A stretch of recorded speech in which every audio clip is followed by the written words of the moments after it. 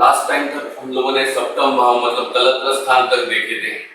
आज हम लोग देखेंगे कि कुंडली का सबसे अशुभ भाव जिसको बोला जाता है वो सचमुच अशुभ है कि नहीं वो देखेंगे बाद में। लेकिन ऐसे कहते हैं कि त्रिक स्थान जो 6, 8, 12 होते हैं वो 6, 8, 12 में से सबसे अशुभ स्थान जिसको बोला जाता है वो अष्टम या मृत्यु स्थान।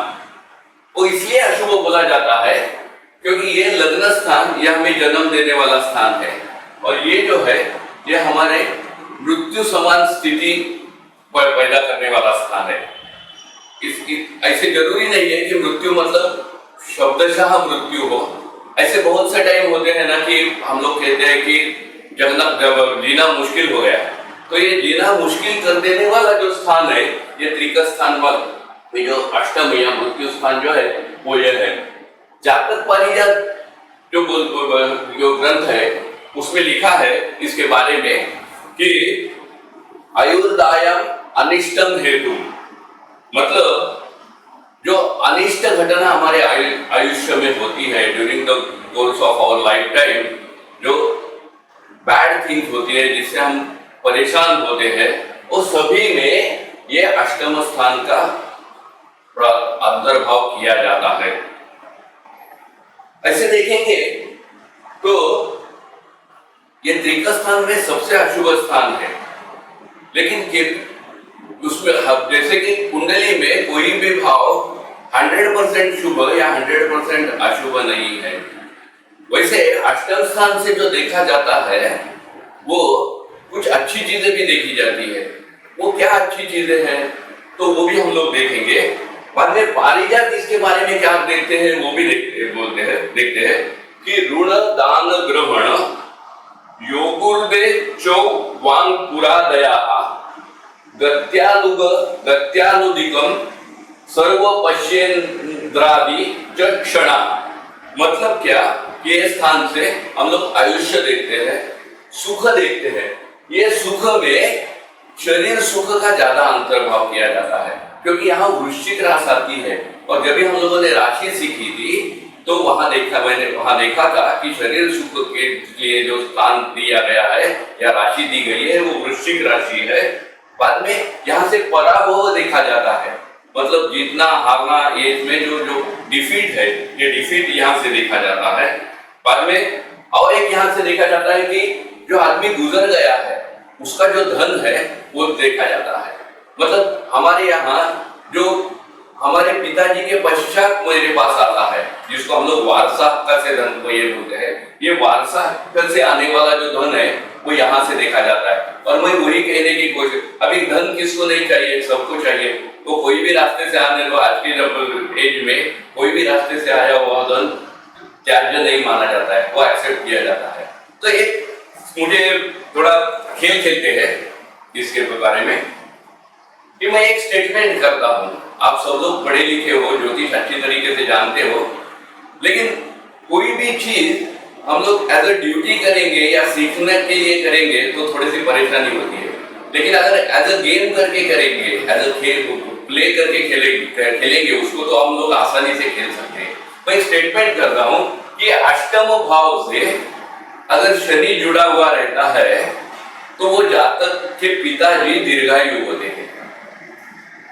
फिर से कह दोहराता हूं कि अष्टम भाव से अगर शनि जुड़ा हुआ रहता है तो ये जो जातक है इसके पिताजी दीर्घायु। नॉर्मली सिर्फ जो पढ़ाई करके देखते हैं उसके वो क्या बोलेंगे कि अष्टम स्थान से तो जातक की मृत्यु का ये देते हैं और पिताजी का स्थान तो ये है, तो इससे तो ये कोई जुड़ा हुआ नहीं है। लेकिन ये स्टेटमेंट कैसे ट्रू होता है मैं आपको सिखाने के लिए बताने की कोशिश करता हूँ। क्या जैसे कि अभी हम लोगों ने देखा कि अष्टम स्थान से वारसा हक्का से आने वाले मतलब पिताजी के पश्चात आने वाला धन देखा जाता है, तो ये हो गया ये स्थान का है। और शनि का गुण है कि कोई भी काम में देरी करना। शनि का गुण है कि कोई भी काम में देर करना, बराबर। तो अगर इससे शनि जुड़ा हुआ होगा तो ये जो वारसा हक्का से मुझे पैसे आने वाले हैं, मेरे पिताजी के पीछे मुझे जो पैसा आने वाला है वो देर से आएगा, ऐसा उसका मतलब है। तो उसका इनडायरेक्ट मतलब क्या है कि वो अगर देर से आने वाला है तो मेरे पिताजी की लाइफ लॉन्ग लाइफ है। तो अगर ऐसे हम लोग खेलेंगे ये कुंडली चार्ट से, तो बहुत आसान होगा सीखने के लिए कि अलग अलग हम लोग, मैं 100% क्लेम नहीं कर रहा हूँ, लेकिन अभी ये जो मैंने स्टेटमेंट बताया इसमें गलत क्या है? अष्टम भाव से हम लोग वार्षिक से धन देखते हैं, मतलब जो में गुजर गया उसके पीछे मिलने वाला धन है वो हम लोग देखते हैं। शनि से हम लोग लेट देरी देखते हैं, हर चीज में देर करना ये शनि का गुण है। तो मैं वही कर रहा हूँ कि अगर अष्टम भाव से शनि जुड़ा हुआ रहता है तो वो ये जातक के जो पिताजी है वो लॉन्ग लाइफ जिएंगे। तो ऐसे ये मतलब ये डिबेटेबल ये है, लेकिन हम लोग डिबेट कर सकते हैं इसके ऊपर बाद में। और यहाँ से देखा जाता है कि लाइफ इंश्योरेंस, बीमा से कोई मिलने वाला जो पैसा है, मतलब वही कि पिताजी अगर जल्दी गुजर गए तो उनके पश्चात उनके जो पॉलिसी का जो पैसा है वो मुझे मिलेगा कि नहीं, ये यहाँ से देखा जाता है। बाद में शरीर अवयव के ऊपर जो यहाँ हम लोगों ने देखा कि जो इंटरनल रिप्रोडक्टिव ऑर्गन्स है, जेनाइटल ऑर्गन्स है, वो सप्तम भाव से देखे जाते हैं। अष्टम भाव से जो आउटसाइड जेनाइटल ऑर्गन्स है वो वहां से देखे जाते हैं। तो नेचुरली जो हमारी एक्सक्रीटरी सिस्टम है उसकी बीमारी है वो यहाँ से देखी जाती है। बाद में और एक देखा जाता है कि पत्नी से आने वाला धन वो भी यहीं से देखा जाता है। ये मेरी पत्नी है और ये उसका धन स्थान है, तो ये क्या पैसा लेके आने वाली है या वो क्या कमा के लाने वाली है, ये भी यहीं से मैं देखता हूँ। बाद में कोई भी तकलीफ इसका मतलब ये है कि कोई भी बुरा गया, कोई भी तकलीफ जो मुझे होती है वो या मुझे फिनेंशियल नुकसान से हो सकती है, या मुझे कुछ फिजिकल नुकसान से हो सकती है, मेंटल मानसिक स्थिति के नुकसान से हो सकती है, या मेरी बदनामी हो सकती है। ये जो सभी के सामने हम लोग निगेटिव लिखेंगे, तो ये जो निगेटिव गुण जो है उसके लिए ये अष्टम स्थान जरूरी है। बाद में और एक बात यहाँ से देखा जाता है कि जो ब्लैक मैजिक के लिए, तो उसके लिए ये है कि नहीं, उसका वो भी यही से देखा जाता है। मतलब कोई भी चिंता निर्माण करने वाली जो स्थिति है वो ये अष्टम भाव से देखी जाती है। तो नेचुरली जैसे मैंने शनि के लिए कहा, वैसे ही आप देख सकते हैं कि जिसको हम लोग मृत्यु स्थान बोलते हैं, तो शनि अगर इससे जुड़ा हुआ रहेगा तो जो मृत्यु होगा वो देरी से होगा। मतलब जो भी हम लोगों को बीमारी होगी वो बीमारी लंबे समय तक चलेगी और बाद में मृत्यु होगा। इसके साथ अगर मंगल जुड़ा हुआ तो हम लोग ये बोल सकते हैं कि सडन डेथ, कि अभी जिंदा है और अभी मर गए, ये जो सडन डेथ है ये देख सकते हैं। यहाँ अगर राहु केतु इससे जुड़े हुए हैं तो फिर ऐसे बोल सकते हैं हम लोग कि इनका जो डेथ हुआ है वो सस्पेक्टेड है, मतलब कौन से कारण से उनका ये हुआ वो मालूम नहीं है। तो ये जो हमारे पंच ज्ञानेंद्रियों को समझने के जो समझ नहीं रहा है वो यहाँ से राहु केतु।